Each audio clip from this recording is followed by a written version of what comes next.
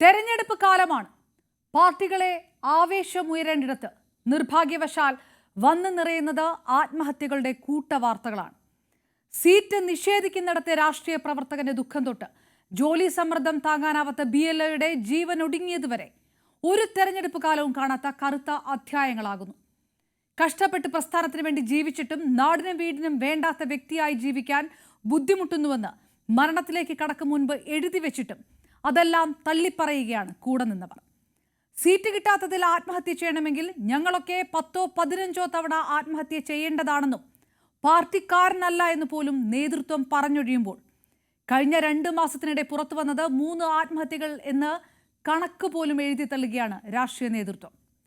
മരിക്കാൻ മുതിർന്ന ജീവൻ ബാക്കിയാകുന്നവരും കുറ്റപ്പെടുത്തുന്നത് സമ്മർദ്ദത്തിന് വഴങ്ങുന്ന പാർട്ടി തലപ്പിനെ തന്നെയാണ്. BJP അന്വേഷണം ഏത് തലത്തിൽ നടത്തിയാണ് അഗ്നിശുദ്ധി വരുത്തി ജനങ്ങളിലേക്ക് ഇറങ്ങാൻ കഴിയുക?